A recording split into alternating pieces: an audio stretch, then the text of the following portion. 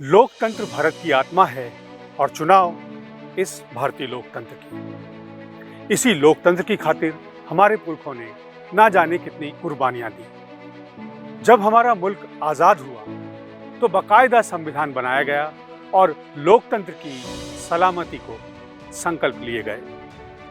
हमारे लोकतंत्र की बुनियाद में फांसीवाद का जबरदस्त प्रतिरोध रहा है। यही कारण है कि भारतीय लोकतंत्र की दुनिया भर में अपार प्रतिष्ठा है। मगर दुर्भाग्य से आज भारत का लोकतंत्र एक फांसीवादी निजाम से लोहा ले रहा है और इस अहंकारी निजाम की हुकूमत से पूरे देश की आवाम बेवश है। देश का दिशाहीन और स्वप्नहीन रहनुमा बलात्कारियों पर फिदा है। लोकतंत्र के चौथे स्तंभ मीडिया और सत्ता के चरण पखारने वाले पत्रकारों के एक बड़े वर्ग की जैसे घिघी बन गई है।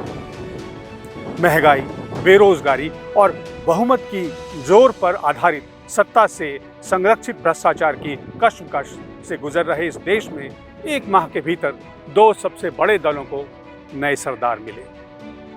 गौर करिएगा, देश के सबसे पुराने और सबसे लोकतांत्रिक दल कांग्रेस ने अपनी परंपरा को आगे बढ़ाते हुए लोकतंत्र के रथ को नई रफ्तार दी, तो वहीं दूसरे दल भाजपा ने अपने संस्कार और परंपरा को निभाते हुए दलीय लोकतंत्र के ताबूत में आखिरी कील ठोंक दी। आपने देखा कि कैसे मल्लिकार्जुन खड़गे अपने साथी शशि थरूर को हराकर अध्यक्ष बने।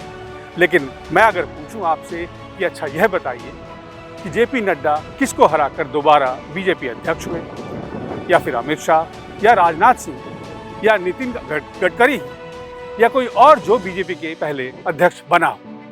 शायद आपके पास जवाब नहीं होगा। आखिर जब कभी चुनाव होगा ही नहीं तो हार जीत की बात कहां से होगी? वहां तो हर बार नागपुर यानी संघ के इशारे पर दल का सरदार बनाया जाता है। बीजेपी के नेता बस नाम सुझाते हैं जिस पर आखिरी मुहर शायद आरएसएस लगाता है।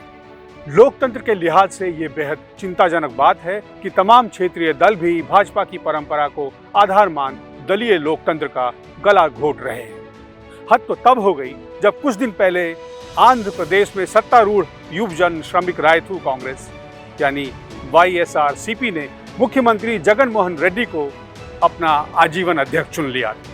हालांकि चुनाव आयोग ने उसे लताड़ लगाई और इसे अवैध बताया है। खुद को सत्यवादी हरिश्चंद्र का इकलौता वारिस घोषित करने वाले अरविंद केजरीवाल ने तो आम आदमी पार्टी का संयोजक बने रहने के लिए पार्टी का संविधान ही बदल दिया। लेकिन मैं आपको आश्वस्त कर दूं कि आज से 5 साल पहले जब साल 2017 में राहुल गांधी पार्टी के अध्यक्ष चुने गए थे, तब भी हमारी पार्टी में चुनाव हुआ था। और हाँ, उससे पहले जब साल 2000 में सोनिया गांधी कांग्रेस की अध्यक्ष बनी थी, तब भी चुनाव हुआ था। सोनिया गांधी ने कांग्रेस नेता जितेंद्र प्रसाद को हराया था। आजादी के बाद की बात करें तो 1948 में पट्टाभी सीतारमैया ने कांग्रेस अध्यक्ष का पद संभाला था और अभी तक 17 लोगों ने पार्टी की अगुवाई की है, जिसमें से 5 लोग गांधी परिवार के सदस्य रहे हैं। कांग्रेस ही एक ऐसी पार्टी है जहां मल्लिकार्जुन खड़गे जैसे एक मिल मजदूर का बेटा सामान्य कार्यकर्ता से पार्टी का सर्वोच्च नेता बनने की हैसियत रख सकता है। कांग्रेस में किसी की जाति नहीं देखी जाती, कोई किसी का धर्म नहीं पूछता, यहाँ योग्यता ही सब कुछ है। कांग्रेस पर परिवारवाद का आरोप लगाने वालों को यह बात नहीं भूलनी चाहिए कि राजीव गांधी की शहादत के बाद सोनिया गांधी राजनीति में आती तो उन्हें इस देश की सहानुभूति मिलती, लेकिन उन्होंने तमाम सियासी अवसरों को दरकिनार कर सियासत से कई साल दूर रही। ना तो राजीव गांधी कभी राजनीति में आना चाहते थे, ना ही सोनिया गांधी। दोनों के सामने पारिवारिक मजबूरियां थी, जनता के आकांक्षा का सवाल था। साल 2004 और 2009 में भी श्रीमती सोनिया गांधी के सामने प्रधानमंत्री बनने का सुनहरा अवसर था, लेकिन उन्होंने कुर्सी की परवाह किए बिना देश और देश की जनता के लिए अपना सर्वस्व न्यौछावर किया।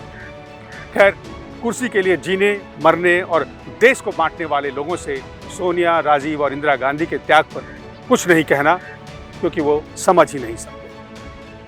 देश की खुशहाली और सलामती की खातिर जिस परिवार की बेटी इंदिरा गांधी ने सीने में दर्जनों गोलियां खाई और उस इंदिरा के बेटे राजीव गांधी ने खुद के चिथड़े करवा लिए, उस परिवार को यह देश आखिर क्या दे सकता है? कांग्रेस का परिवारवाद कुर्सी का नहीं, संघर्ष और शहादत का परिवारवाद है, जिससे आज का तानाशाह सबसे अधिक डरता है। जब कभी सोचता हूं तो दुख होता है कि जो देश कभी पूरी दुनिया में विश्व परिवार का परचम बुलंद करता था, वसुधैव कुटुंबकम की बात करता था, उस देश में केवल कुर्सी की खातिर भाजपा ने लोगों को जाति और धर्म में बांट दिया है।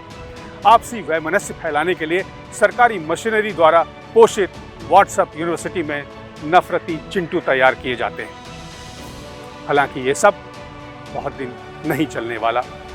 हमें इस देश की तारीख और लोकतंत्र दोनों पर विश्वास है। यहाँ फांसीवादी तानाशाह को मुंह की खानी पड़ती है, लोकतंत्र की जीत होती है। मुझे उस दिन का इंतजार है। आप भी जोर लगाइएगा ताकि इंतजार लंबा ना हो, क्योंकि अब तक हमारा और आपका काफी नुकसान हो चुका है। यह हम सबको मिलकर समझना होगा कि देश को किसी धूर्त और अहंकारी व्यक्ति के सनक की भेंट नहीं चढ़ा सकते। नमस्कार।